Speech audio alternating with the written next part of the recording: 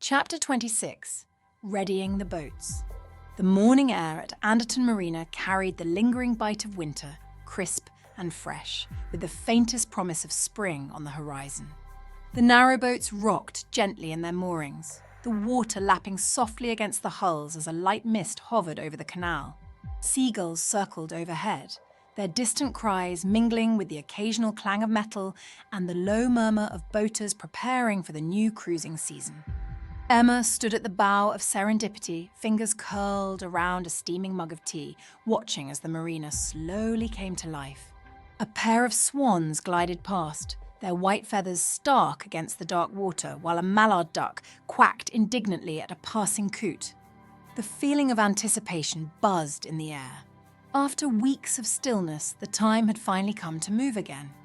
Jack had been up since first light, already tending to Lone Wanderer's engine, the quiet hum of his work carrying through the mist.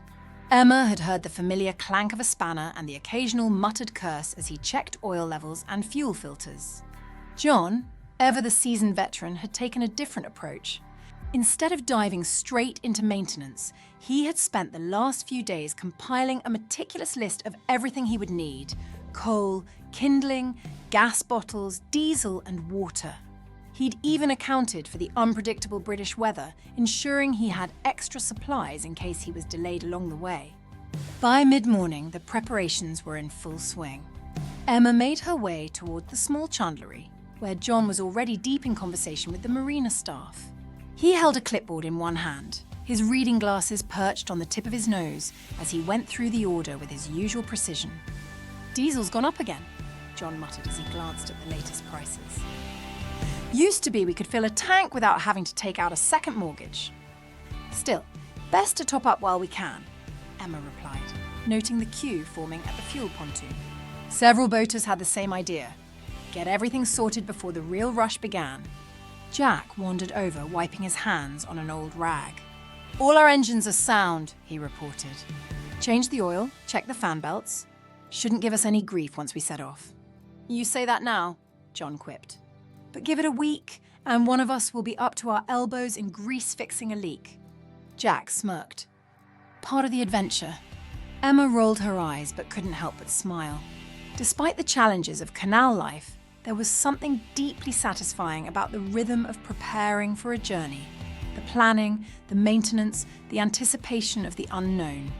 Inside the chandlery, she browsed through the shelves, picking up a spare gas bottle, a few tins of non-perishable food, and some extra rope.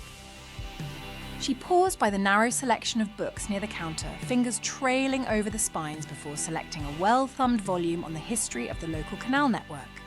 As she stepped back outside, she saw Jack loading up bags of coal and kindling onto Lone Wanderer. The scent of fresh wood and the thought of warm cabin fires on chilly evenings made her stomach flutter with excitement. John had already begun topping up the Wayfarer's water tank using the marina's service point. His boat, always kept in impeccable condition, gleamed in the soft light of the day. "Emma," he called, motioning her over. "Might as well fill yours now. Saves time later." She grabbed Serendipity's hose from the deck and hooked it up, watching as water gushed into the tank. "It still surprises me how quickly we get through this," she said, shaking her head. John chuckled. "Boating life, lass. You learn to appreciate every drop."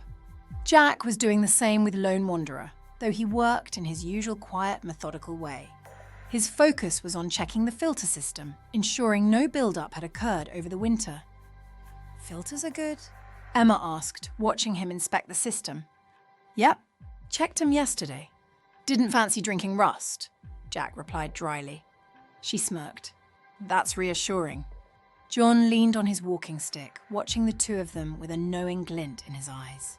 "First few miles will be slow going," he remarked. "Water's still carrying winter debris. Last thing we need is to get a branch wrapped around the prop."